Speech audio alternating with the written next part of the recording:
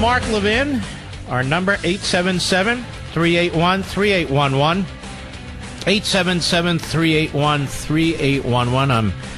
I'm glad you're here. I think this will be an important program for you. You know, we talk a lot, and I've written a lot, about the evisceration of our constitutional order. That the progressive statists reject the Constitution. They reject republicanism. They reject separation of powers, federalism, and you can see they even reject the Bill of Rights to some extent. And the reason is they reject individualism. Liberty is for individuals. Liberty is for individuals. And individualism is not defined by how much the government can give you. Liberty is not defined by how much you can lobby the government.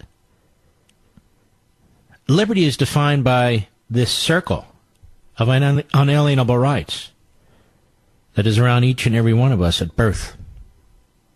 It's humanity. Mark, what does this have to do with anything? It has to do with everything. Our Constitution was set up to protect the individual in an ordered society. Our Constitution is the manifestation, the governing manifestation of the Declaration of Independence.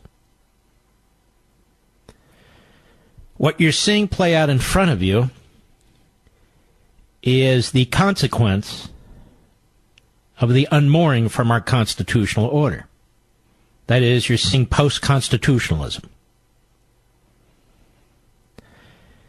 It's always been interesting to me, and I've studied this for decades, how Marxists, socialists, whatever they call themselves, can talk about the people's revolution, doing this and that for the people, when in fact they're all about centralized, autocratic, iron-fisted government.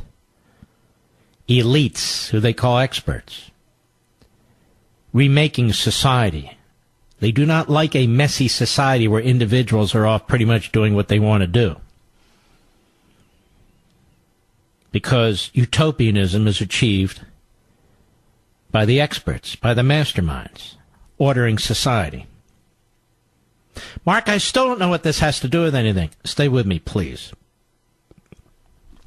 When you have the centralization of government, and I haven't written this down, I'm just telling you as it is. When you have the centralization of government, you have the government more and more making decisions. And you have the government more and more making decisions about everything. Big things and small things. Minute and huge. We have a massive administrative state that does that every day. We also have elements within our country that have gotten incredibly strong, much stronger, much more muscular than the framers ever imagined, and that's our courts, especially the Supreme Court. When you have the centralization of power, and when you have more and more decisions being made by the court, by entities within the federal government, then there's a lot at stake, isn't there? When the federal government's making decisions. The 50 states, the territories, are much less important, much less influential. As the central government gets stronger and stronger and more ubiquitous. You can't escape it. When the federal government makes a decision, it doesn't matter what state you move to. You can't escape it. It's a winner-take-all situation, like abortion, like Obamacare, whatever the issue is. It's a winner-take-all. That's not at all what the Constitution created. And so, in many respects, we have a post-constitutional government, a post-constitutional Supreme Court, and on and on and on. We absolutely do, and I've talked about that at length. I've written about it at length. So what you're watching now is the breakdown of the constitutional order in the United States Senate respecting the Supreme Court. And what's interesting about this is the institution of the United States Senate, as it sits today, is not what the Constitution created. It's not what the Constitution created. You had this progressive movement that became especially strong in its earliest period, the turn of the last century, the early 1900s, as it was building in the late 1800s. And you have the 16th Amendment, the federal income tax, which was always a desired result for the hard left. And then you have the 17th Amendment, which utterly destroyed the United States Senate. Senators are elected the way members of the House are elected. No, they're 6-year terms, of course, but they're elected by the people of the state. The Senate has no actual purpose anymore. Oh, I understand treaties and so forth. That's not my point. In terms of its fundamental, foundational purpose, it's been bastardized. The Senate collectively was supposed to represent the states collectively in the federal Congress. 2 members from each state. States would determine how they're chosen. They can be elected by the people, although a very few were. They can be selected by the state legislatures. Most of them were. But this so-called populism movement and the progressive movement eliminated that. And so you have this kind of pure democracy as opposed to republicanism when it comes to the United States Senate. And you see the consequences of that. You also see the consequences in another institution, the United States Supreme Court. The United States Supreme Court, even though some of my constitutionalist and conservative friends heatedly disagree with me, I've written about this, in the Marbury versus Madison decision, the Supreme Court seized power from the other federal branches. Jefferson knew immediately what took place, as did other individuals who believed in diversified government. You have libertarians today that argue strongly in favor of Madison versus Marbury. And when you really read the case and you know the history of it, it's a bastardization not only of the Constitution, but the parties involved. There's no way Marshall, Chief Justice Marshall, should have been involved in that decision. I'm not going to go down that road right now. I'm just explaining that the Supreme Court's power today is far beyond anything that was contemplated by the framers of the Constitution, and certainly the ratifiers in the states. The states were still very suspicious of the central government, and the Constitution almost was not ratified in Massachusetts, in New York, and in Virginia. Hence the Federalist Papers, the advocates for it. 2 of them from New York, 1 of them from Virginia. John Jay, Hamilton, and Madison. And they honestly believed that they had created a governing system that would protect the American people, not just from monarchy, but from mob rule. And more, we have both. With the permanent government in Washington, D.C., and the lifetime appointees on the Supreme Court, and mob rule. Because of the unraveling of our little r Republican system. So you see the development of these factions. And the faction on the left has become extremely violent, extremely aggressive. Whether it's restaurants or airports, whether it's Antifa or Black Lives Matter, before that, other movements in the 1960s, the Weather Underground, and the association between these radical elements and members, elected members of the Democrat Party, is really quite shocking. Absolutely shocking. And the association between them and most of our media is unconscionable. Absolutely unconscionable. This is why the Constitution is so important, and this is why republicanism is so important. And the left keeps trying to destroy them. One of the reasons, if not the main reason, that you see the obliteration of the confirmation process when it comes to the Supreme Court, one of the reasons you see it is because Kavanaugh has professed, he has declared that he's a constitutionalist. The enemy of the progressive statist, the enemy of the Democrat leadership in Washington, the enemy of the Democrat Senate members on the Judiciary Committee is the Constitution, truth be told. That's why they always talk about precedent. Not the text of the Constitution, not the original meaning of the Constitution. That's why they always declare that our original documents, our founding document and our governing document, are really illegitimate in many ways, you see, because too many of the people who were involved in the process were slaveholders. Therefore, they are to be dismissed or used in order to advance their destruction in the cause of progressivism. Again, you're seeing this play out in the United States Senate. Not to the extent we're discussing it here intellectually, but this is the consequence. Factions, defamation, violence. Now, we're going to take a look at exactly what I'm talking about when we return. I'll be right back. So the Founding Fathers gave this a lot of thought. They gave it a lot of thought. And in Federalist 9, Hamilton touches on this issue of faction. And the issue is very thoroughly discussed in Federalist 10 by Madison. Now, I know for most audiences, they're going to run away and do something else, but not my audience. I know why you're here. Because you're smart, you love your country. And the faction I'm talking about, we're up against this force, ladies and gentlemen. You and I revere this country, we revere our Declaration, we revere our Constitution. We revere individual liberty, we revere capitalism and private property rights. We revere our national sovereignty and our culture, just as the people who founded this country did.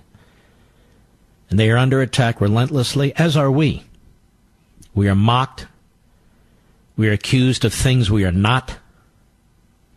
We are hated. We are at loggerheads in this country by a group of people who do want to fundamentally transform it, and those of us who do not. We don't mind change in your individual life, even change, if it's generic, in society. But by change, what this other force means is tyranny, centralization, control, power. That's not change, that's totalitarianism. Now, when these men, these white men, sat down to write the Constitution of the United States, they wrote the Constitution to protect all the people. The Constitution, despite what you've heard, does not promote slavery. It controls government. The Bill of Rights, adopted by the first Congress and ratified by the states, there's not a word in there about slavery. There's not a word in there about race. It's all about the individual being protected against the central government. I don't have enough time to get into Federalist 10 right now, but I will after the bottom of the hour. These are very daunting and bleak times, and I don't think even so-called conservatives in the media fully comprehend this. Because we're getting the same kind of reporting and media day in and day out, day in and day out. And the American people aren't learning anything. The American people aren't hearing anything. We need to remind our neighbors, our co-workers, our friends, and our family that these documents belong to them. They belong to them, not to the people who seek to rule us. They don't belong to these various left-wing causes. They don't belong to women to the exclusion of men. They don't belong to white people to the exclusion of black people. They belong to all of us. We're caught in this radical, progressive statist vortex where everything is defined by their agenda. Everything is defined by their language. We have a media in this country, largely, with few exceptions, which is also totalitarian in nature. Oh, yes, they are. You've watched them. You see them. They're propagandists. They advance an agenda. They're narcissistic. Jake Tapper can't get on these night shows fast enough. He announced that we need to hear from more women and less men. He's a man who has a TV show every weeknight. Has he given up his chair to a woman? How about Wolf Blitzer? How about Don Lemon? No. These comments by a so-called journalist are buffoonish, but they play into the narrative. They play into the narrative. You can't tell one of these late-night so-called comedians from a host on MSNBC or CNN. You can't tell an op-ed writer and a columnist in many cases from reporters at the Washington Post and the New York Times. And there's a reason for this. Because they're advancing an agenda. And they are undermining the whole notion of republicanism. So we'll address this issue of factions when we return. Let's take a look at the warning that we were provided by some of these great men. And in this case, Federalist 10. And this would be Madison. To the people of the state of New York. Among the numerous advantages promised by a well-constructed union, none deserves to be more accurately developed than its tendency to break and control the violence of faction. The friend of popular governments never finds himself so much alarmed by their character and fate as when he contemplates their propensity to this dangerous vice. He will not fail, therefore, to set a due value on any plan which, without violating the principles to which he is attached, provides a proper cure for it. The instability, injustice, and confusion introduced into the public councils have, in truth, been the mortal diseases under which popular governments have everywhere perished, as they continue to be the favorite and fruitful topics from which the adversaries to liberty derive their most specious declamations. The valuable improvements made by the American constitutions, that is, the state constitutions, on the popular models, both ancient and modern, cannot certainly be too much admired, but it would be an unwarrantable partiality to contend that they have as effectually obviated the danger on this side as was wished and expected. Complaints are everywhere heard from our most considerate and virtuous citizens, equally the friends of public and private faith, and of public and personal liberty, that our governments are too unstable, that the public good is disregarded in the conflicts of rival parties, and that measures are too often decided not according to the rules of justice and the rights of the minor party, but by the superior force of an interested and overbearing majority.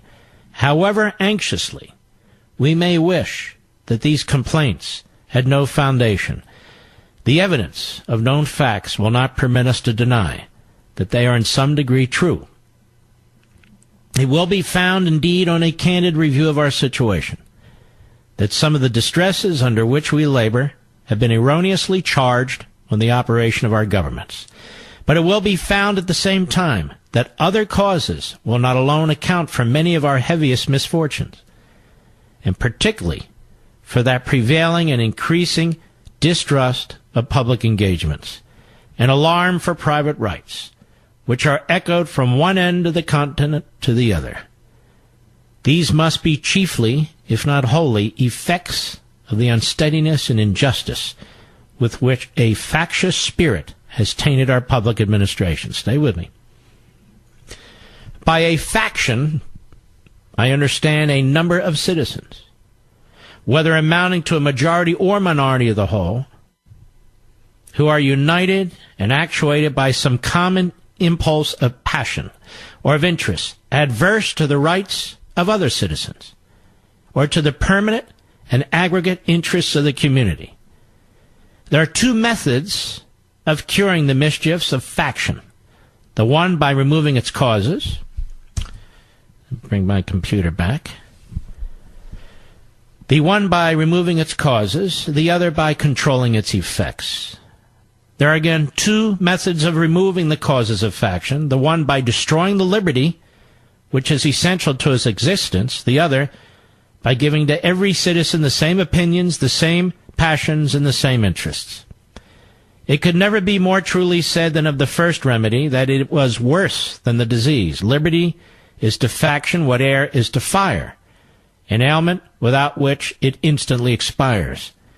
But it could not be less folly to abolish liberty, which is essential to political life, because it nourishes faction, than it would be to wish the annihilation of air, which is essential to animal life, because it imparts to fire its destructive agency.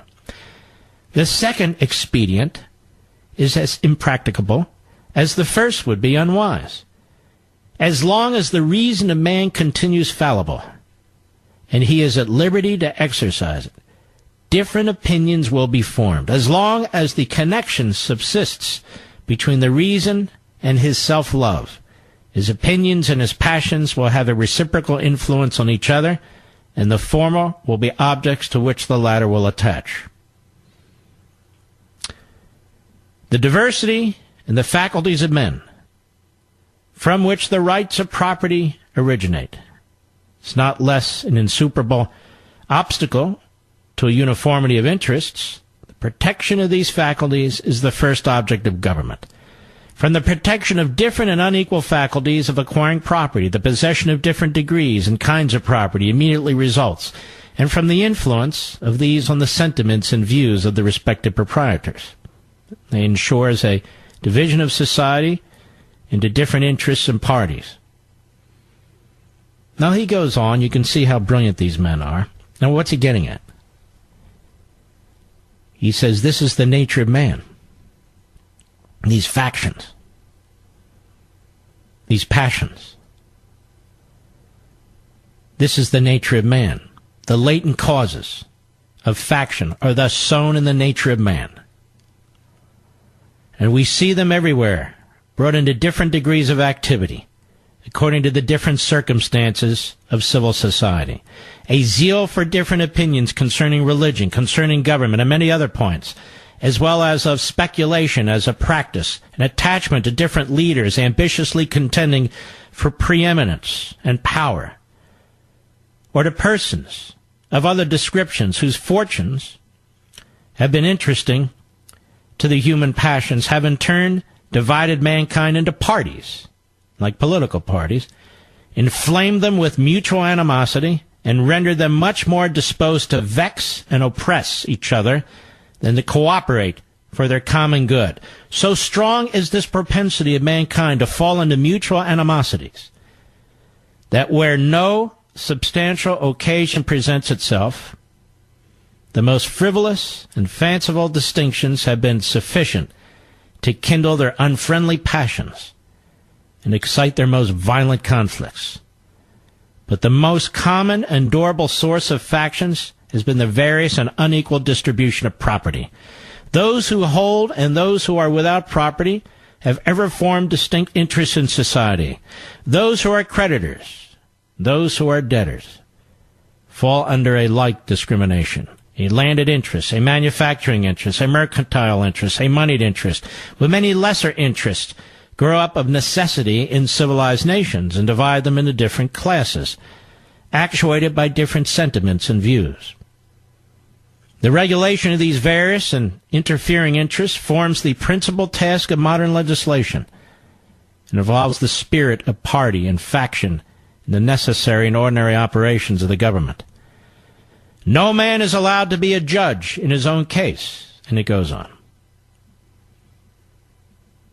Now, what is the solution as I now move on from Federalist 10? What is the solution? They say if there is a solution, it is republicanism. That the cancer is democracy, and the pure are the worst. Because that leads to mobocracy and anarchy. And ultimately, autocracy. And so you see, ladies and gentlemen, defending the Constitution. They explain what they've done in order to present this faction which they viewed as a cancer. We've created divided government. A divided federal government and a federal government with divided powers with the states. A federal government with specific enumerated powers and all the other governing powers left to the states. Why? Why? Because you have a diverse people, a diverse geography, a diverse pre-colonial history, and diverse populations. And the way you bring them together is to not, may I say, molest their diversity. That is, attack their diversity. It's to celebrate it. And you celebrate it by creating this national entity, and yet by controlling it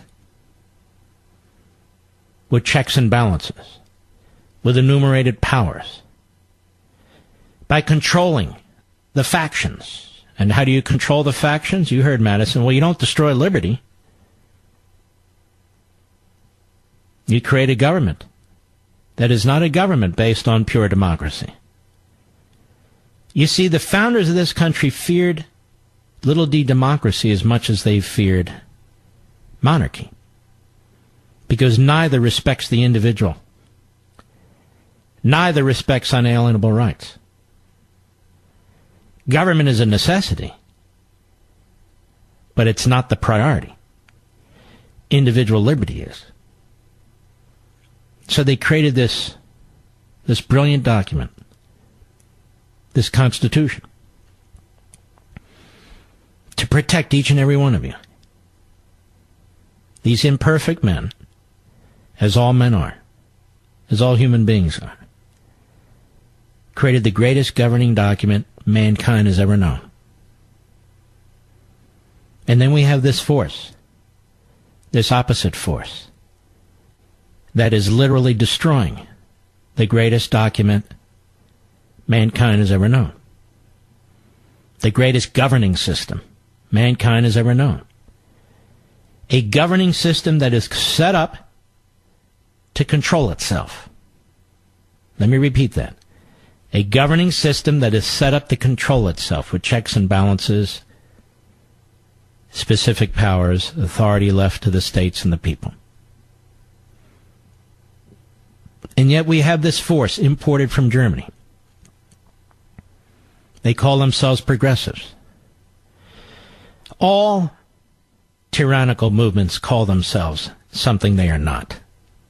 The People's Republic, the People's Revolution, the Progressive Movement. They're none of these things. They all overlap. And what gets into their way is the limitations that are placed on them through our Constitution.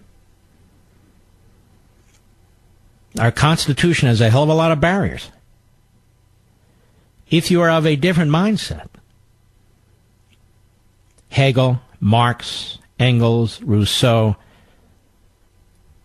their modern-day progeny, Bernie Sanders and his ilk, the Constitution is a problem. The Constitution needs to be destroyed while you claim to be supporting it. It needs to be destroyed. This is why they talk about precedent, and they never talk about the text or the original meaning of the Constitution. This is why they trash the authors of the Constitution. And this is why we have what we have today. This is a battle that is much bigger than Brett Kavanaugh. He is the latest casualty, and he is a casualty, and I feel very bad for him and his family. What's taken place here is a national disgrace. And yet, this force has revealed itself. It's revealed itself in the media. It's revealed itself in academia. It's revealed itself in Congress. And it's revealed itself in Hollywood. These are totalitarian objectives. This is a totalitarian mindset that you're seeing. Due process is thrown out the window. Presumption of innocence is thrown out the window. No evidence, no witnesses, no corroboration is necessary. Hang him. Politically hang the man. Or as I've been saying, throw him to the lions. Like the Roman Colosseum. And we are losing this fight. They've destroyed much of the Constitution. We go through the motions. The courts go through the motions. Members of Congress swear to uphold it. But in many respects, we go through the motions. As we live in a continually growing, centralized autocracy. I have the utmost respect, enormous respect for your intelligence. This is why I take this program where no other people will go. This is why I've tried to take my Fox program where no other people would go. And this is why we've taken LEVIN TV where no other people will go, and my books. I don't have to dumb down things for you because you're smarter than I am, and you're smarter than most people. Doesn't have to be by education. It can be by experience, or just you have a good noodle. That's it. But I'm telling you, these things you're feeling today, these things you're thinking today, these concerns you have today are absolutely meritorious. They're exactly the same concerns that James Madison had, that Alexander Hamilton had, who the libs now, they have a play, they think he represents them. He would reject them in 2 seconds. That Benjamin Franklin and George Washington, all these great men who created this government, had the same concerns back then that you have today. Aristotle had the same concerns back then that you have today. Cicero, the same concerns back then that you have today. Locke, Montesquieu, same thing. Same thing. Edmund Burke, Adam Smith, same thing. The men of the Enlightenment, before the Enlightenment, after the Enlightenment. You stand with them. They, the other crowd, that force, they stand with darkness, with bleakness. They stand with Marx and Engels and Hegel and Rousseau and all the rest of them, and they hate when I say it. What are you accusing me of? Exactly what I said. I'll be right back. Hello, America. I'm Mark Levin. Our number, 877-381-3811, 877-381-3811. The media will not stop. The media are not only participants in, but they are leading the character assassination charge. The New York Times now has a huge story out there trashing the President of the United States, his finances, his early investments, all timed, of course, for the midterm elections. The New York Times, which, as you know, if you listen to this program, during the 1930s and 40s, did everything they could to hide the Holocaust from the American people. The New York Times has conducted itself all the time, but in particular during the Trump years, as basically a yellow sheet for the left. Even publishing an op-ed by Anonymous. Now they go back after the president's finances to give the rest of the media something to talk about. That's what they do. because it'll be picked up by the rest of the media, these lazy, moronic buffoons dressed up as journalists, most of them under 35 or 40. And they just keep pushing this stuff, pushing. And the question is how much you're going to take, ladies and gentlemen, whether you're really going to sit on your backsides during this midterm election, hoping for the perfect candidate, even though your candidate may not be perfect. I've told you before, where I live, I am voting for Barbara Comstock. I'm going to be the first one at the damn polls, and I'm voting for her. Not because I agree with her on everything, but because I know she's not one of them. This is a different election. The issue on the table. The issue on the table isn't some minor issue. The issue on the table is whether we're going to stand up to this crowd. That's the issue on the table. You've got Republicans all over this country who they're trying to take out. It's up to you to stop it. Can you imagine if the Republicans don't lose the House and pick up some seats in the Senate? Can you imagine what damage you will do to the left? Can you imagine what damage you'll do to this force? You should be the first ones at the polls on Tuesday morning. Or if there's early voting, you should have voted already. The left will. You should send a signal to Washington like they've never seen before, that 2016 was not an aberration. 2016 was not a mistake. 2016 is a pattern. That's what you need to show them.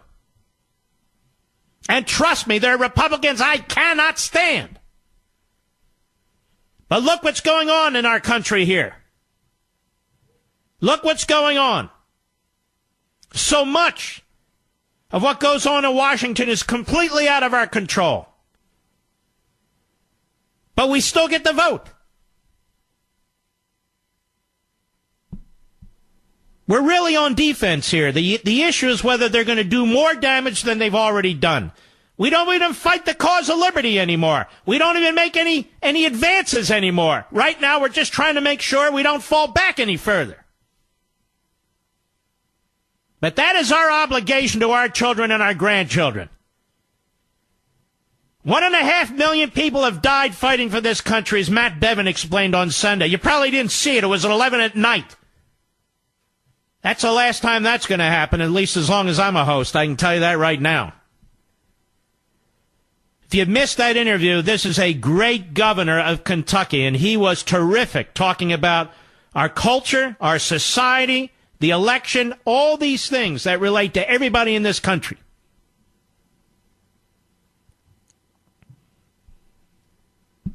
The media in this country, while they claim to be defending a free press, they're advancing us more and more towards totalitarianism with their ideology, with their groupthink, with their smears, with their phony investigative reporting. To this day, Barack Obama and Michelle Obama, have they ever done an examination of their finances? Have they ever done an examination of their deal with Netflix and their deal with their publisher, making them worth $100 million, $150 million? Has anyone even looked at that? No. They never looked at the Kennedys. They never looked at Lyndon Johnson, how he became a millionaire overnight. Harry Reid, nothing. Nothing. They say you women in the suburbs are going to vote Democrat or not at all. Is that true?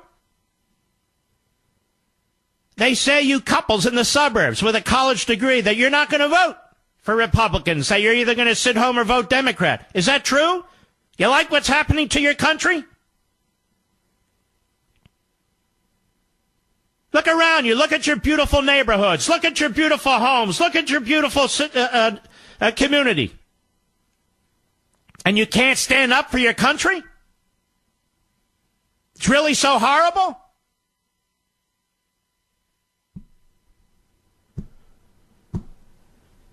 I'll tell you what I think. They talk about social media. That social media has been a disaster for this country. The internet, in many respects, a disaster with all the negativity. They don't hold a candle to CNN and MSNBC. bloggers, websites, they don't hold a candle to MSNBC and NBC. With the BS, the BS that's burped up on those networks by truly stupid people, day in and day out. I don't give a damn what Kavanaugh drank in high school and college. I don't give a damn that he threw ice at somebody, whether he did or he didn't. I could care less. We have a $21 trillion debt. We have open borders. The Chinese military's on the move. Our grid is open to attack. Our police are under attack. Our Constitution is ignored. I don't give a damn about ICE. What do you think of that? And I don't give a damn about our president's finances, how he made money, how he lost money, how he made money. It's not even any of my business. It's not like he was tied to the mob like the Kennedys. Oh, yeah. New York Times will never do that story.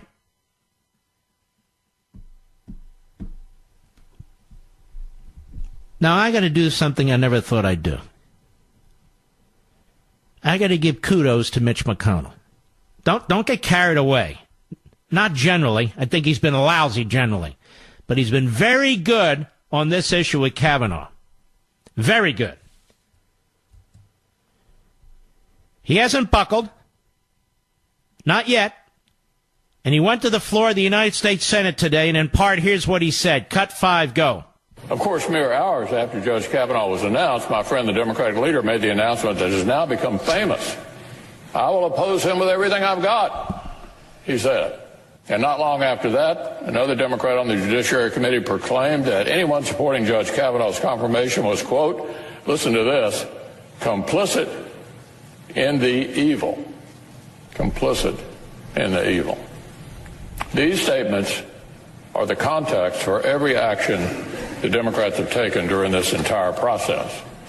These statements remind us Democrats may be trying to move the goalposts every 5 minutes, but their goal has not moved an inch. They will not be satisfied unless they have brought down Judge Kavanaugh's nomination. Cut 6, go.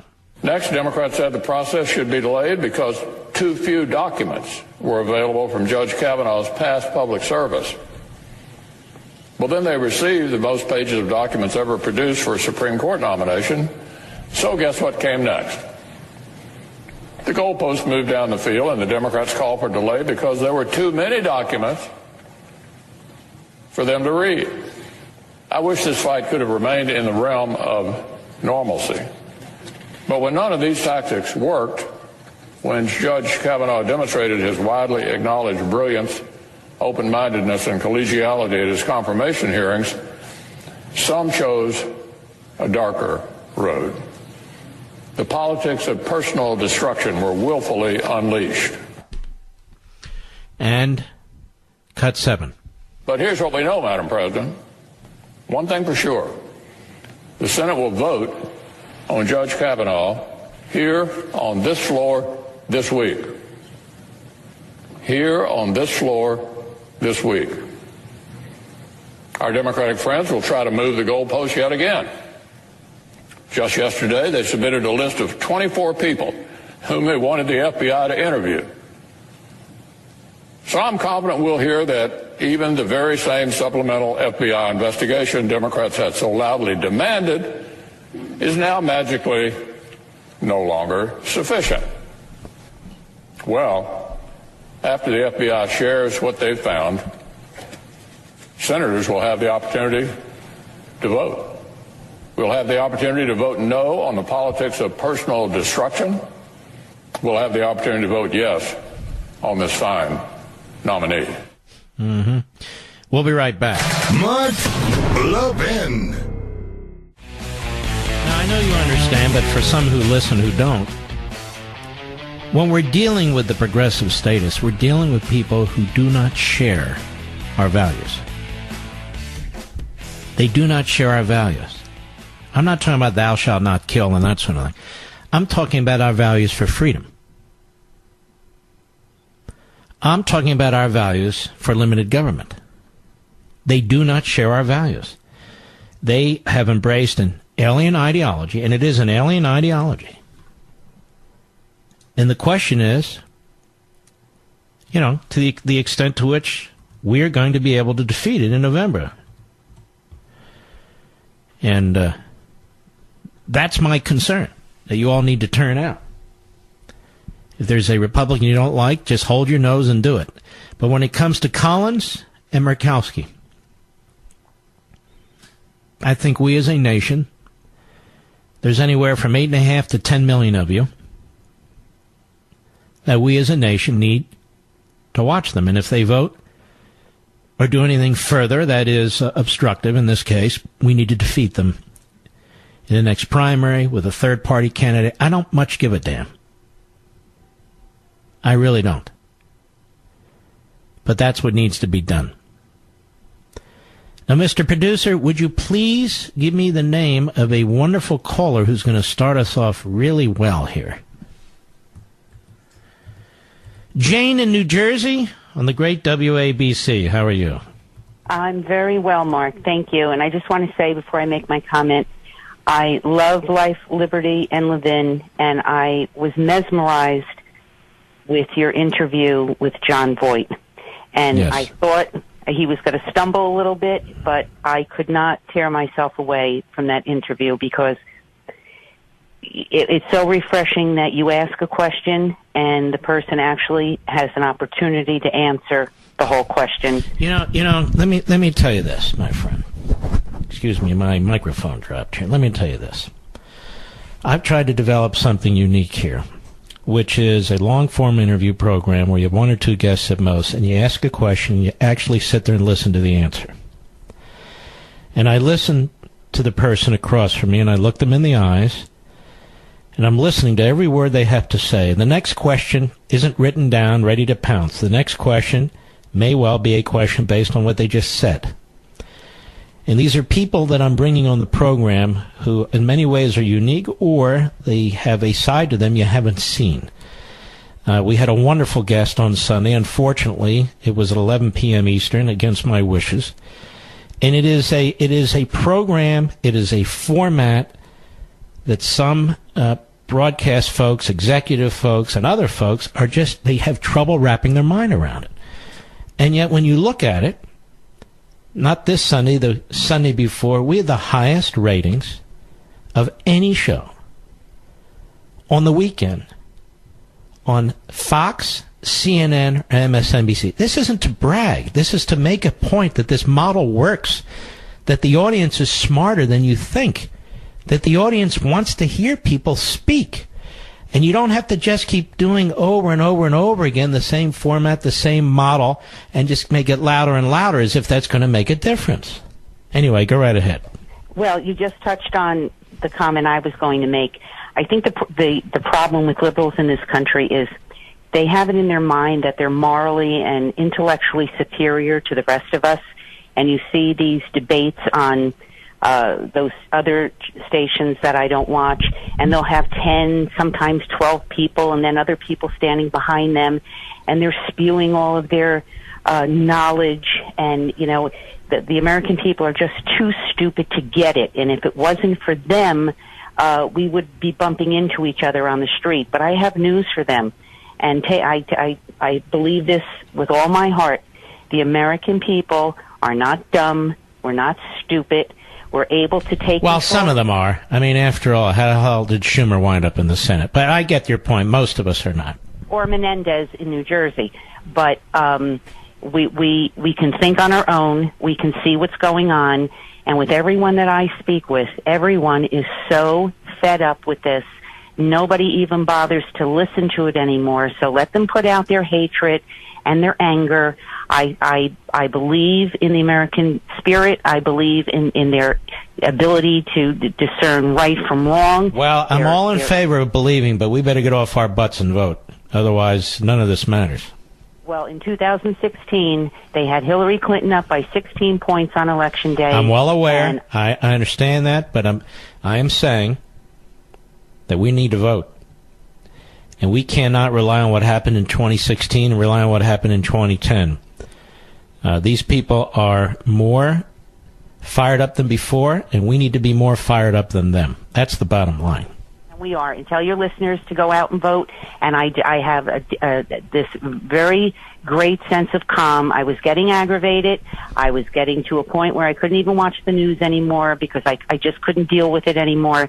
But the more people I talk to, they feel exactly the way I do. And that's people in New Jersey. And this is a blue state. And we'll find out. I've been involved in a lot of campaigns in New Jersey on this program. And I think we've lost every single one of them.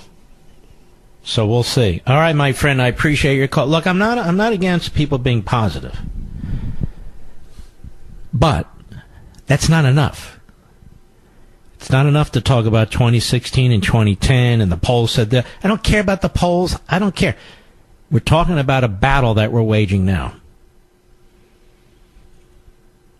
A battle. And the time to strike is when they think you're going to lose. The time to strike is when they think they've got the upper hand. That's the time to make sure. Look, here's how I view this. Every one of you listening to me right now, you're a precinct worker. For your family, for your friends, for your colleagues, for your neighborhood. I don't mean formally. I just mean on Election Day, and it's too early to say this, but I'll say it anyway. On Election Day, you make sure that the people you know who are going to vote the right way, vote. You get on the phone, or you tap them on the shoulder and you say, you better vote, and you better vote now. We do that, we'll be okay. I'll be right back. All right, let's get some of your input here while we're at it. Corey, Stewart, Florida, on the Mark Levin app. How are you, sir? Beautiful part of the country, by the way. You're on the air, Corey. Go right ahead.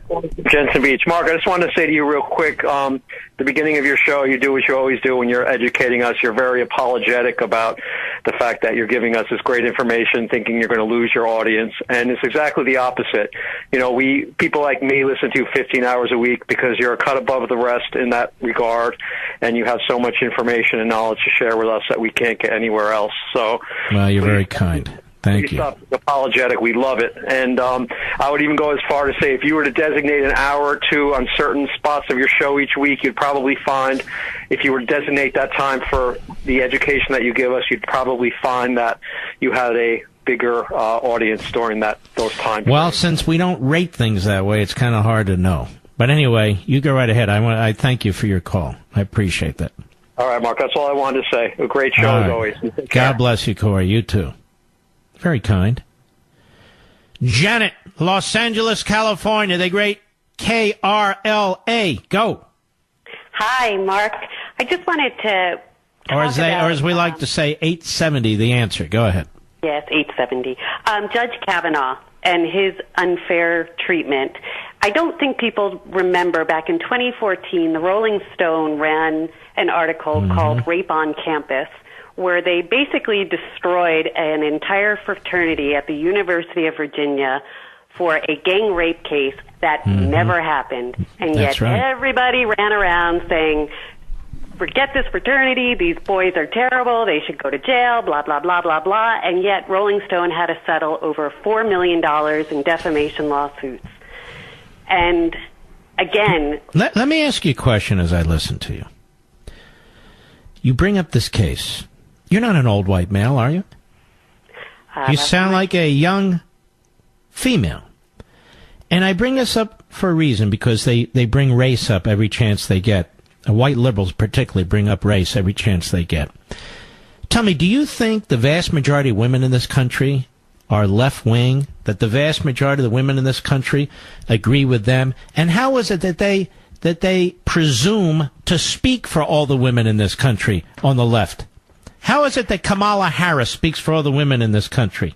How is it that this fool Blumenthal from Connecticut speaks for all the women in this country? Since when? Since the last 4 years, it seems.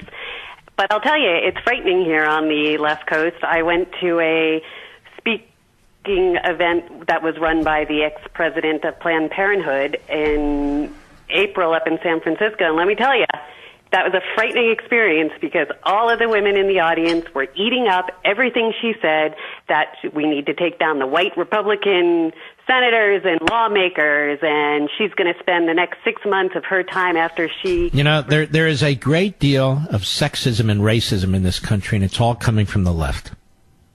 Well, you know, look at the Me Too movement and Asia Argento. She had sex with a 17-year-old boy. She paid him off, and yet she was the forefront woman running around with the Me Too movement. And you know what? The liberals have given her a pass because even though she doesn't fit into their narrative, she was the one who started this fantastic movement. But we'll brush her aside. We'll forget about her, put her in a little drawer until we need her, and she gets a pass. And I just hope that the conservatives and these Republican lawmakers wake up and get it back. I don't think they have. Can I tell you a little secret? You and 8 to 10 million other people? We have had very few conservatives running this election cycle even asking to be on my program. What do you think of that, Jeanette? I don't understand it. And you look they're running scared. How many of these people are actually running on their principles? None. But the Democrats will rally around. They rally around Ellison. So there may have been some assault charges. Let's brush that aside. It was leaked yesterday to the Associated Press from their lawyer that they hired, lawyer Susan Ellingstad, who has links to the Democratic Farm Labor Party. And I quote, "An allegation standing alone is not necessarily sufficient to conclude that conduct occurred, particularly where the accusing party declines to produce supporting documentation." Mm-hmm. And tell me, where's Dr. Ford's supporting documentation? It exists. All right, my friend, it's been an excellent call. You're very, very sharp. I appreciate it. Larry, Evansville, Indiana, the great WGBF. Go. Thank you, Mark. Earlier you were talking about Federalist 10. Well, we know that, well, you do. 222 years ago, Washington warned us basically, you know, his whole farewell address is very interesting and very important, but particularly, and I'm not going to go into it, but paragraphs 15 through 19, where basically in 2 words he told us to watch out. He told us about factions, and he told us about those individuals that will use the engine to get into those unjust powers and then destroy the very engine that got them there. And so that, you know, 222-year-old warning to us has been happening with us. This is a great point, Larry. The world didn't begin today. Liberty didn't begin today. Tyranny didn't begin today. We have a lot to learn from the people who came before us and actually put their lives on the line. And, you know, confronting a senator at a restaurant or in an elevator is not exactly a courageous task. But these are men and women who put their lives on the line. But look, Larry, look how they talk of them. Look how they talk of Washington and Jefferson and all the rest of them. They just dismiss them.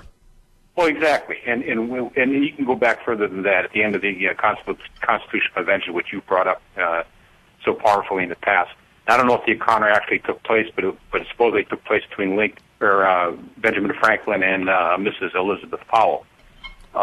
He wasn't saying it to an old white person. He was saying it to a woman. And when she asked him, what do we have, a monarchy or a republic, he said a republic, if you can keep it. So that warning came as well. And we're losing it. And to the greatest extent possible, we've already lost it. I think we have lost a big chunk of it. And, you know, all the men who were thinkers and writers at that time, well, many of them, Mason, Jefferson, Madison, Hamilton, Franklin, and so forth, they all said that what you need in order to keep a country is virtue. Do these people today on that committee sound virtuous to you, sir? No. And when you... Hold on. Do these media types who go on and on and on, do they sound virtuous to you, sir? Not at all. So we have a problem when our so-called leadership, certainly self-identified in the Senate and in the House and in the media, and also in our culture in Hollywood, simply have no virtue. They have no decency.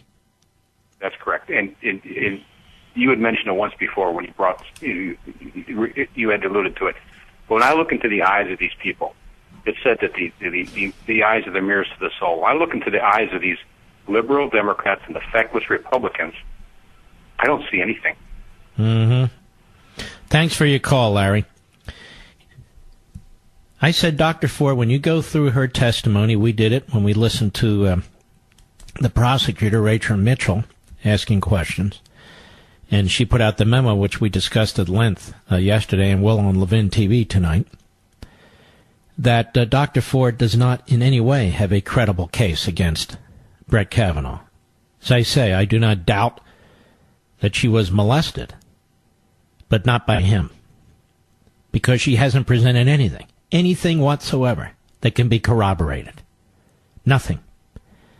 Moreover, her own memory has failed her on key pieces of information, particularly as relates to corroboration. And her memory has failed her as recently as July of this year in her discussions with the Washington Post. Her memory failed her in terms of her willingness to fly, and I can go over a number of things. I didn't find her credible in the least when it comes to Brett Kavanaugh. And neither do the people on the left, which is why they're trying to destroy him independent of her allegations, with the most outrageous and stupid arguments imaginable. Digging up friends, quote-unquote, digging up associates, quote-unquote. Well, he threw ice. Wow. Well, we'll send him to Guantanamo Bay, except we only send terrorists there, and the liberals hate it when we send terrorists there, so I guess we'll send Kavanaugh there. Do you notice how the left hates us more than they actually hate our enemies?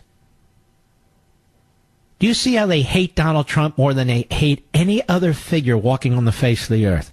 How they hate Kavanaugh more than they hate any terrorist, any mass murder, any of them. Look at the ACLU. The ACLU has disgraced itself. It's actually running ads comparing him to Bill Cosby, among others. The ACLU. You've exposed yourselves over there, boys and girls. Due process. Only for Nazis. Presumptions of innocence. Only for Klansmen. But when it comes to Brett Kavanaugh, nah, he's a real threat. Why? For the reasons I said in the first hour. He actually believes in the Constitution. I'll be right back. By the way, I'm going to make a prediction out of left field. This will upset some people for sure.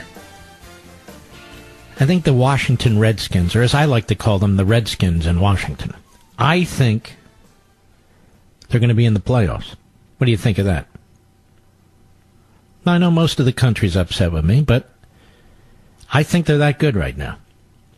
I know they had a bye week, but they look good.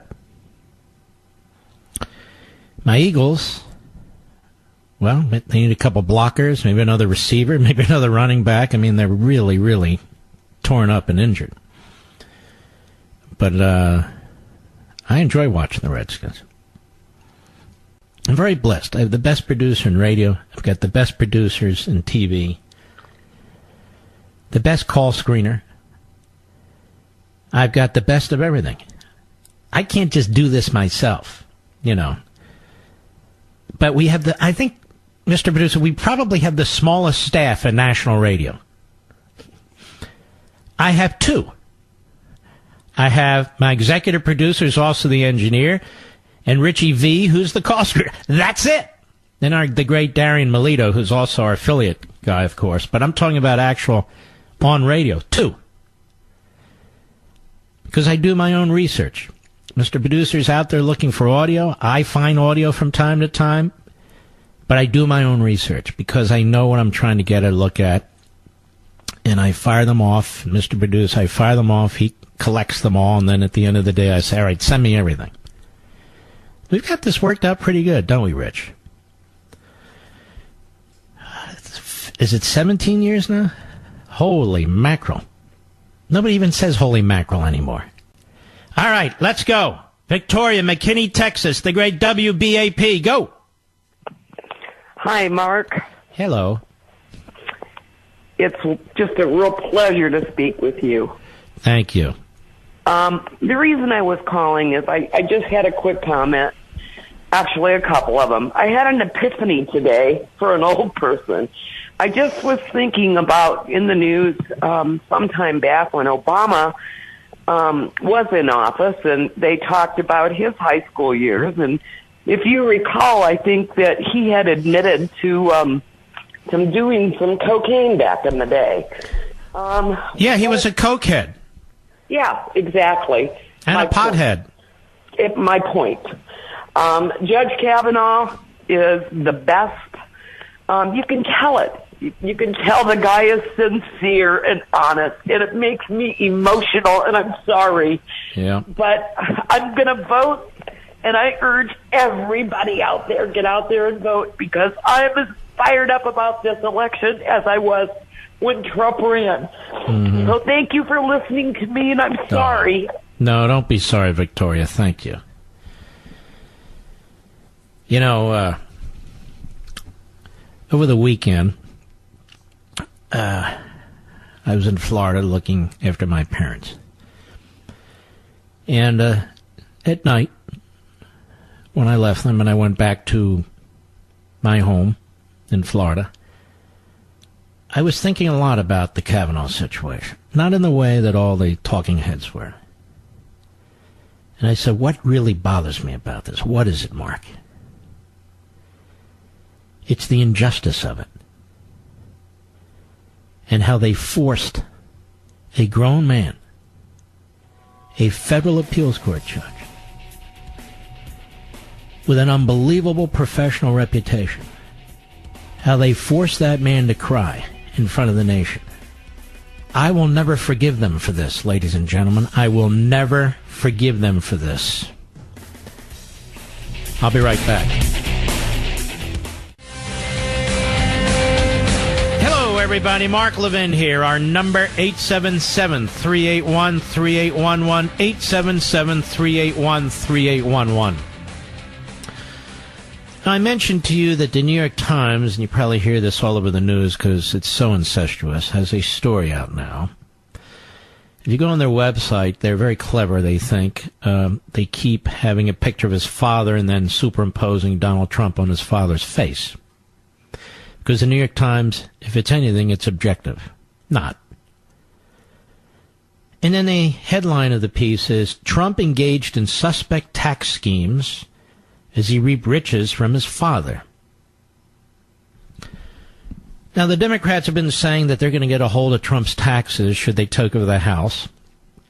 And you can see how they work hand in glove with the media. And so, what is a president to do? What is a person like Donald Trump to do with an article like this that goes on and on and on, and you can't win? You can't win.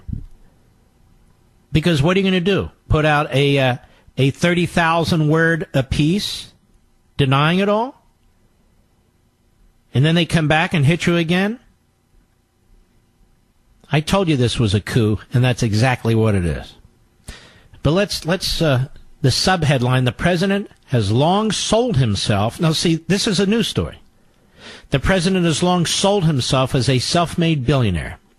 But a Times investigation found that he received at least $413 million in today's dollars from his father's real estate empire, much of it through tax dodges in the 1990s. I'm surprised he didn't go back to his high school years. Now, the New York Times is located in New York City, ladies and gentlemen. Donald Trump's empire is located in New York City. Donald Trump's been there a long time. He's well known in New York City. You may have seen his names on a few buildings, as a matter of fact. Probably saw him on TV for a period of time. But the New York Times is writing this now. Really? President Trump participated in dubious tax schemes during the 1990s, including instances of outright fraud that greatly increased the fortune he received from his parents, an investigation by the New York Times has found. Mr. Trump won the presidency proclaiming himself a self-made billionaire, and he has long insisted that his father, the legendary New York City builder Fred C. Trump, provided almost no financial help. But the Times investigation, based on a vast trove of confidential tax returns and financial records, reveals that Mr. Trump received the equivalent today of at least $413 million from his father's real estate empire, starting when he was a toddler and continuing to this day. Now, you got to stop and ask yourself, apart from the slings and arrows here, how the hell did they get his confidential tax information? He's not a public corporation. Where did this come from? Did it come from the U.S. Attorney's Office? Did it come from the Attorney General of New York's office? Did it come from the local DA? All of whom, or some of whom, have been demanding, apparently, documents from Trump World? It doesn't get any worse than this, folks. It surely does not. Much of this money came to Trump because he helped his parents dodge taxes. That's at least the fourth time they've used dodge taxes in this, and I'm only on the, third paragraph. He and his siblings set up a second-time sham, corporation to disguise millions of dollars in gifts from their parents, records and interviews show. Records indicate Mr. Trump helped his father take improper tax deduction worth millions more. He also helped formulate a strategy to undervalue his parents' real estate holdings by hundreds of millions of dollars on tax returns, sharply reducing the tax bill when those properties were transferred to him and his siblings. Listen to this. These maneuvers met with little resistance from the Internal Revenue Service, the Times found. Little resistance from the Internal Revenue. In other words, do you think for 2 seconds if the IRS thought that any of this was illegal, that they wouldn't be resisting it? The president's parents, Fred and Mary Trump, transferred well over $1 billion in wealth to their children, which could have produced a tax bill of at least $550 million under the 55% tax rate then imposed on gifts and inheritances. Now that is absurd. You have all kinds of deductions over a period of time. You have what's called adjusted gross income. So you don't just apply the 55% tax rate. But the Trumps paid a total of $52.2 million, or about 5%, tax records show. The president declined repeated requests over several weeks to comment for this article, but a lawyer for Mr. Trump, Charles Harder, provided a written statement on Monday, one day after the Times sent a detailed description of its findings. The New York Times allegations of fraud and tax evasion are 100% false and highly defamatory, Mr. Harder said. There was no fraud or tax evasion by anyone. The facts upon which the Times bases its false allegations are extremely inaccurate. So somebody, it looks like, not reading further because I don't care to, committed a crime, or some entities or individuals, group of them, committed a crime by releasing somebody's confidential tax information. You know, this really is kind of Stalinist stuff. It's really grotesque. They have your health records, they have your financial records. You have to give them under penalty of perjury, or they'll come after you. You give them in, and then they're leaked. The IRS didn't claim anything. Oh, the IRS just turned a blind eye, don't you know, ladies and gentlemen, because we all know Donald Trump controlled the IRS in the 1990s. How ridiculous. And notice the New York Times never produces something like this on the Clinton Foundation and Library. Right? On the nuclear deal. 20% of the uranium. The speeches and all the rest. No, don't bother the Clintons. No way. Harder sought to distance Mr. Trump from the tax strategies used by his family, saying the president had delegated those tasks to relatives and tax professionals. Well, of course he did. You're not distancing yourself. It's the same exact way the family that owns the New York Times handles it. They don't do their own taxes. President Trump had virtually no involvement whatsoever with these matters, he said. The affairs were handled by other Trump family members who were not experts themselves and therefore relied entirely upon the aforementioned licensed professionals to ensure full compliance with the law. Why doesn't the New York Times accept that point? Even as they go on, they can't accept that point? That Trump didn't do his own taxes? And that he relied on professionals and others? The president's brother, Robert Trump, issued a statement on behalf of the Trump family. Our dear father, Fred Trump, passed away in June 1999. Our beloved mother, Mary Ann Trump, passed away in August 2000. All appropriate gift and estate tax returns were filed, and the required taxes were paid.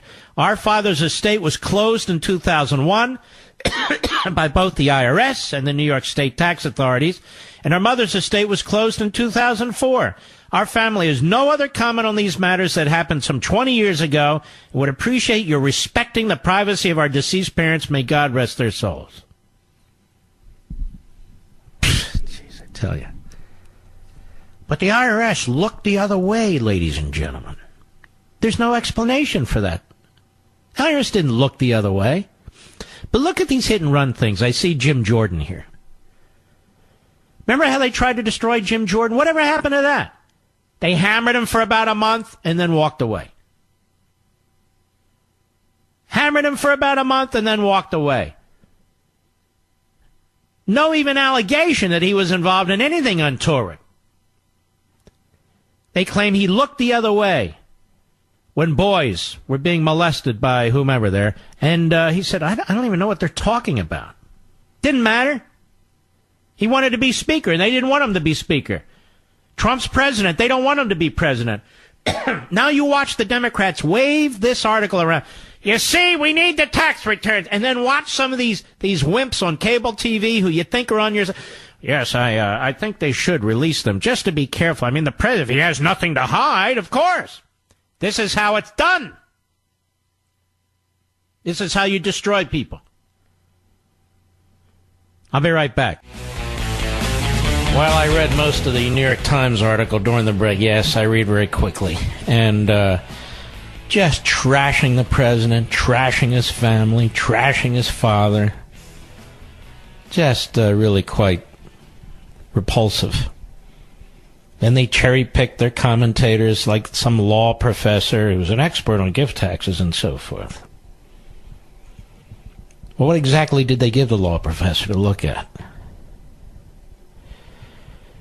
So this is all intended to generate demands or to support the demands by Democrats on Capitol Hill for the president's tax returns, going back 20 years, 30 years, whatever's necessary. They are really seeking to destroy anyone who disagrees with them, anyone who wins an election with whom they disagree, anybody who might go on the Supreme Court with whom they disagree. This is all-out political warfare now, ladies and gentlemen. It is all-out political warfare. There's no question in my mind about this. And the things that some of these media types say on TV really are, I'm concerned, spurring violent behavior and will spur more violent behavior. These politicians being chased into restaurants. You know, I find certain politicians on Capitol Hill contemptible. I would never go into a restaurant and confront them or disrupt their dinner or anything of the kind. And neither would you. It's a totally different mindset. I wouldn't go to a protest with a sock full of pennies or coins or rocks or whatever for the purpose of slamming somebody in the back of the head. Would you? I think that what the left has reaped is upon us. I really believe that. And we're always on defense. They're never on defense. Jonathan, Lexington, Kentucky, the great WVLK. Go. Hey, Mark, how are you doing today? Very well, thank you, sir. So I wanted to come talk about my governor, Matt Bevin. So I don't have cable, so I wasn't able to watch your show, but I caught snippets, and let me just say, he's doing a bang-up job. That doesn't even, your interview doesn't even clip the tip of the iceberg.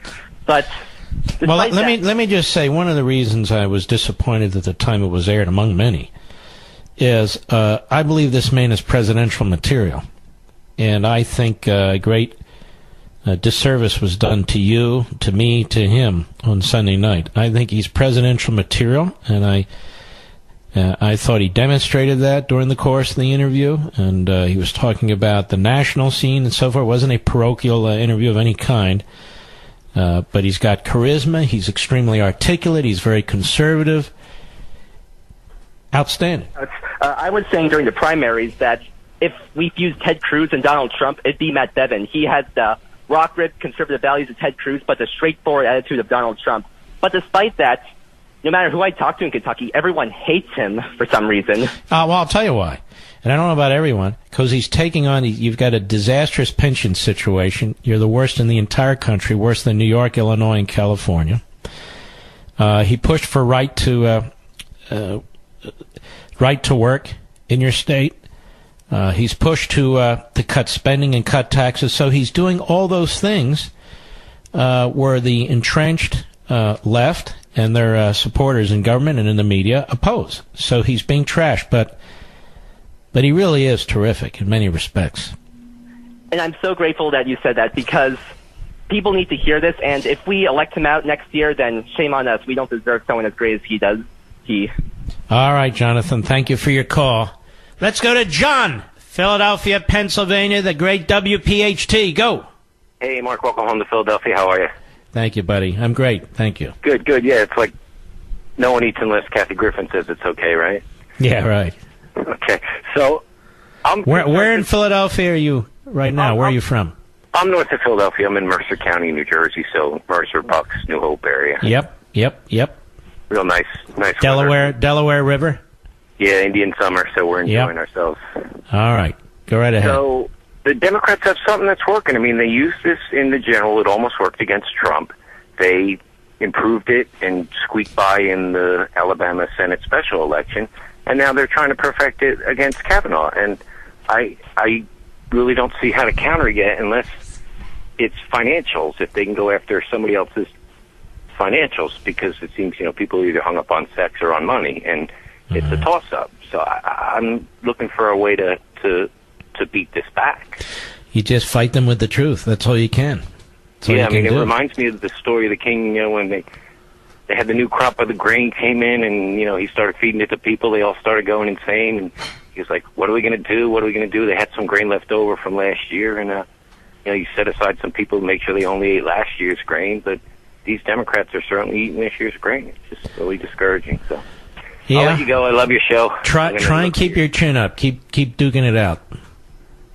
All right, John, I appreciate your call. Let's continue. Gordon, Salem, Oregon, the great KSLM. Go. Hey, Mark, I really appreciate what you're doing. I love the segment at the bottom of the first hour about the Federalist Papers. Yeah. And I wanted to add one thing to that. Yeah. John Adams understood that even republicanism that they were coming up with wasn't enough when he said that our Constitution wasn't made was made only for a moral and religious people and wholly inadequate to the governance of any other. I think he nailed that. I agree, but it doesn't do us any damn good. We're living in the middle of this thing, and we're trying to save it, right? Right, and that's why we need to get people back to religion and morality. But I also had a question, from the Kavanaugh thing, just watching all that nonsense. I'm wondering how many people would we have in politics if teen foolishness disqualified them? Well, we'd have very few on the Republican side. On the Democrat side, how many people will we have politics of adult foolishness define them? And I think every damn one of them. Thank you for your call, my friend. And the worse, the higher up the Democrat chain they go. Bill Clinton's accused of rape, they nominate him for president. Ted Kennedy, with Chappaquiddick, doesn't require any further explanation. He's the darling of the left and always will be. Right? We can go right down the list. The White House has responded to this New York Times hit. Fred Trump has been gone for nearly 20 years, and it's sad to witness this misleading attack against the Trump family by the failing New York Times. Many decades ago, the IRS reviewed and signed off on these transactions. The New York Times and other media outlets' credibility with the American people is at an all-time low because they are consumed with attacking the president and his family instead of reporting the news. The truth is the market is at an all-time high. Unemployment is at a 50-year low. Taxes for families and businesses have been cut. Wages are up, and so forth and so on. Perhaps another apology from the New York Times, like the one they had to issue after they got the 2016 election so embarrassingly wrong, is in order. 20 years ago. We don't know why the IRS didn't look at it. They gave it a pass, says the New York Times. Isn't this fascinating? Now, who's going to do an anal exam of the Schulberger family, the Schulzbergers of the New York Times? I'm just curious. Won't be me, I can tell you that. I've got one of my buddies on now. He is a buddy. Steve Ducey of Fox and Friends. Steve, how are you, sir? Mark, I'm great. Thank you very much. How are you? It's an honor to be on your program. Well, it's a great pleasure. Hey, every 3 years come hell or high water. No, I'm just kidding. Anyway, you guys are always very kind to me over at Fox and Friends, and we very much appreciate that. Well, you're part of the family. You're part of the Fox family when you're not part of your radio family. You're a busy guy. I got a lot of families, my brother. Anyway, well, that's true. By the way, your son is a terrific journalist. I mean, he's a real journalist, isn't he? You know, he really is. Some people will say, hey, you know, Steve, your son is better than you because he just gives the news. And it's like, wait, I used to do the news, and now I'm kind of an opinion guy, so that's a great compliment. You always want people to say that, don't you, about your own kids? Absolutely. Yeah. That means you're very successful, you and your beautiful wife, Kathy. Now, I want to talk to you about a few things here. Okay. People are going to think this is interesting or unusual. The breaking news, which isn't news at all, this massive long hit on Donald Trump and his father and his family on taxes, which is really another setup for the Democrats. They've been chomping at the bit on this. But I want to start with something else. You have a brand new cookbook out, the Happy Cookbook, don't you? You and your wife. Well, you know what, Mark? There's a connection to the Trump story, and that is, according to the New York Times, Trump and his family, going way back, have been cooking the books, and we've got a book all about cooking. And you know, life is too short. What did I just hear from somebody? They said, you know, politics are transitory, but food is forever. And my wife and I, for the last, I don't know, 3 or 4 years, have been writing a cookbook with the foods that make America happy, because it all started when a couple of years ago my wife started to realize, wait a minute, why do I even ask you what you want for your birthday meal? Because I know you want me to make your mom's pot roast, you know, the one with the Lipton onion soup and the cream of mushroom soup, and you cook it all day, and she makes a German chocolate cake. And when I walk in the house, Mark, after she's been cooking that all day, it just brings a smile to my face, because it immediately transports me back to, 50 years in reverse. Suddenly I'm 8 years old again. I'm in that little house on Margaret Street in Russell, Kansas, and it's a happy place. And everybody, it seems, that whom I've talked to has a happy food. I asked Dr. Oz. I said, I figured his was kale something, but as it turns out, it's a German chocolate cake. Or Sean Hannity. I asked him what he liked, and he said, of all the foods, corned beef and cabbage. And here's a guy, he could have steak every meal. But I happen to know that's not true. Well, he eats steak every damn meal. That I happen to know, as a matter of fact. But anyway, go ahead. He really does.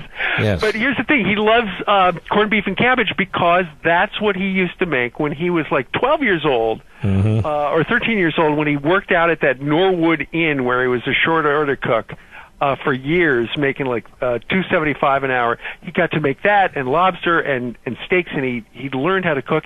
And when he wants a happy meal, he will go and he will boil up a corned beef and cabbage. And so anyway, we put together a bunch of the stories of people and their happy foods, and they're sweet stories. A lot of them are really funny, and we put it together. Came out today. It's doing great. The Happy Cookbook. Let me ask you this. To make America smile. It's the Happy Cookbook, and we have it up on Mark Levin Show Facebook, Mark Levin Show Twitter. You get it on Amazon, any major bookstore. But it's a nice, diversion from all the stuff that's going on. But I didn't know you know Greg Norman. Greg Norman. Actually, just between you and me. Yes. My wife and I spend a lot of time down in the Jupiter, Florida area. Yeah, well, don't give away your address, for God's sakes. No, Jupiter, Florida is large. Yes. And so we have met Greg Norman through Fox and Friends. And, we'll go down there every once in a while, and he's got a little golf course that we'll play at, and he's a very nice guy. And one of his recipes is in the cookbook, and he loves this thing called crispy cracklin' pork loin, which is you take a pork loin and you've got to get a special cut because most pork loins don't have skin on it, but you need the skin because you put it in a 500-degree oven and you just absolutely nuke the thing. You cook it for 3 hours, and the skin becomes so crackly. It's a delicacy. And I was talking to Stuart Varney. I said, Stuart, what's yours? And I was expecting something completely different. Fish and chips, I would think, very greasy. I was expecting something British, but he said exactly the same thing. And apparently, it's an English thing. It's popular in Australia, and so that's one of the recipes in the cookbook. In fact, it's on the back cover. The darn thing, beautiful. You've got a lot of very cool recipes in here by you and your wife too, which is really something worth looking. Now, let me ask you a question here. Yes, sir. New York Times comes up with this long article, and I've now read most of it, really trashing the president, trashing his father, making these broad statements about how they're essentially tax cheats going back more than 20 years, and they basically blow off the IRS. They said, well, the Internal Revenue Service basically, looked the other way and so forth. No, the Internal Revenue Service doesn't look the other way. Right. And this is a huge, family business. It's a privately held business. I don't know how they got access to all this stuff. I don't know if it was in the filings with the estate or whatever it was, but they're trashing Trump as he's not a self-made man. And look at all the money he got when he was a kid and on and on and on. This is really a setup, isn't it, for the Democrats who keep saying we want Trump's taxes, and they're kind of hand in glove working with each other here in a political way? But that's their playbook. That's all they've got. I mean, they're still litigating the 2016 election. They cannot believe they lost to this guy. And why did they lose to him? Because he cheated. And he didn't just cheat at, colluding with the Russians. He cheated his entire business career. And his family cheated. His dad cheated. They screwed people in the welfare system so that they would get rich. And, the allegation is, he had said that he Donald Trump did, with just $1 million of his father's dollars. But, this story says, oh, what are they talking about? I think I read $415 million is what his dad gave him. So he wasn't a self-made guy. He was beholden to his father, who was a cheater as well. Crazy. But, let's see what the facts are. Right now, it's just one of these allegations that's been leaked to a major publication. But isn't this the problem? Isn't this the problem? A huge article. Yes. One allegation after another. And what, are we going to spend the next 6 weeks on this, right through the midterm elections? It's all time, though. I don't ever remember anything like this on the Kennedy family or how LBJ became a multimillionaire, just a poor man that got elected to the Senate. He dies a multi-millionaire. I mean, so much. And Trump makes all this money before he even enters the presidency, and they just can't wait to get their hands around his neck. How many times, Mark, have we seen in the last year, because it's been very effective, that members of the left and Democrats in particular have worked with politicians? You want to talk about collusion? Look at the link between the press and some liberal Democrats. For instance, I was watching the special report program on Fox News tonight, and a young correspondent who used to live at my house, Peter Ducey, who you were talking about a minute ago. Yes. He's out in Montana, and he was covering the story about the re-election campaign of John Tester. And John Tester's got a problem right now because a lot of Montanans are veterans, and they don't like what he did to Dr. Ronnie Jackson, who was the president's pick to run the VA. Because if you remember, John Tester leaked these allegations, unfounded allegations. I think he first started out on the floor of the Senate, or it was in a committee hearing. He had these pages of stuff about how Ronnie Jackson was a drunk, and he crashed a car someplace, and he did these inappropriate things, and he was giving people pills and all that stuff. And you know what? Then it got into the bloodstream of the media, and everybody was talking about it. And the White House came out like within a day and said, look, we've done an investigation. We can't find anywhere that he crashed the car or these other allegations. But the damage was done.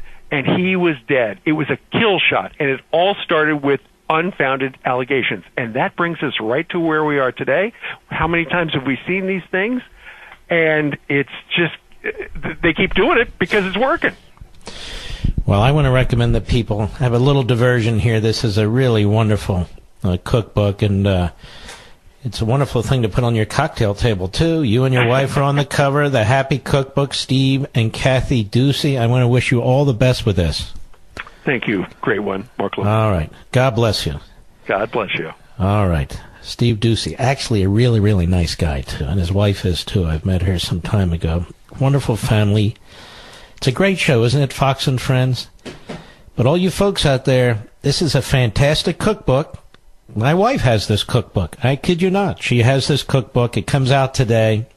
We got it, 3-4 days ago. I'll be right back. Mark Levin.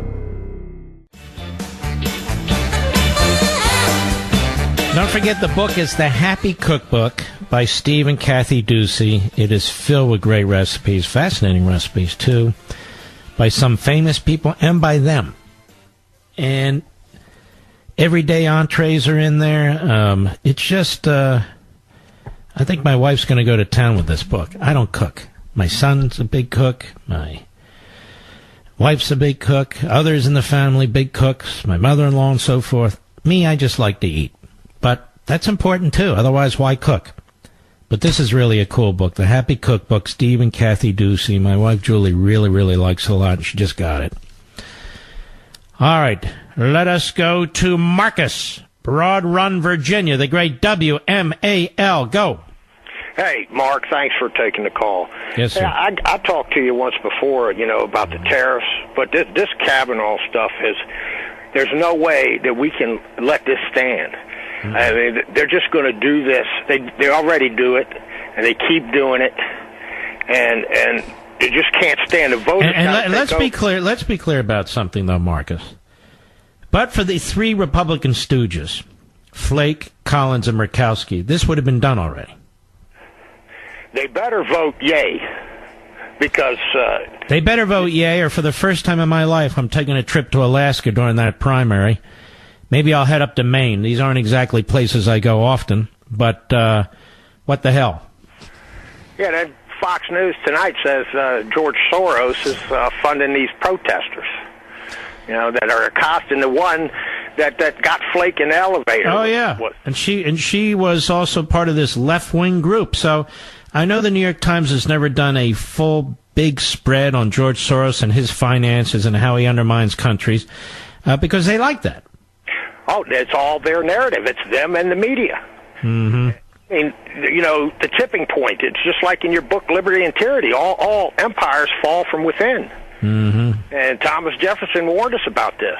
Yep. And the left has gone so crazy that this, if they get power back, they're just going to drown us. This man came in. This is what he gets for doing what he said he was going to do. I mean, he's fixing trade deals. He's trying to get peace with North Korea and all this stuff, ISIS, and nobody gives a damn. Here's the thing. This so-called free press is doing everything they possibly can to destroy this presidency, to burden this republic. And that's not what a free press is supposed to do. That's not what a free press is supposed to do. Go out of their way to try and destroy a presidency. All right, my friend, I appreciate your call. Let us go to Fred, Houston, Texas, on Sirius Satellite. Go ahead, Fred. Hello, Mark. You've given us a lot to think about tonight. What I wanted to do is make a comment and then a couple of suggestions on maybe long-term, short-term, what can be done about this. What else? Well, we're going to run out of time, so go for it. Well, number one, we've had unpopular presidents before. And then I don't think ours is unpopular now, but think about Nixon and LBJ. We had a lot of unrest. Yeah, but we've never had this concerted effort to take out a president. I mean, even before he takes office. I have never seen this before. No, we have not. That's exactly what I was about to say. But as far as I can recall, the government still functioned properly. We still appointed Supreme Court nominees. Yeah, but I actually think we're being very, very badly hurt now. The Chinese, I did an entire show on this on Fox early on. I've done several on Levin TV and on this radio program. The Chinese are on the move. They're going to surpass us. Even these defense officials are saying now in 20 years they're going to have a military that is significantly bigger than ours now. And here we are piddling around with whether some guy threw ice in some. I mean, this is really, really damaging stuff. What's being done to us right now? It's distracting the American people. Okay, let me make a couple of suggestions. I was trying to think short term. All I could think of is where are our elder statesmen, quote unquote. There's certainly, even what they go all the way back to LBJ, Jimmy Carter, all of them. They certainly have to look at this and see what's going on and be saying, "Hey, wait a minute! I'd sure like to hear something, but I'm not hearing boo." But longer term, I keep coming back to articles. Yes, you are. You heard George W. Bush trash Trump. You heard Obama trash Trump. Clinton trash Trump. That's where our elder statesmen are. Anyway, sir, I have to run. That's what that music means. We salute our armed forces, police officers, firefighters, emergency personnel, ICE, Border Patrol, all law enforcement. Please check out Levin TV tonight, 844 Levin TV. It's a great one. We have wonderful shows for you. There's 20 of us. And I'll see you tomorrow. God bless.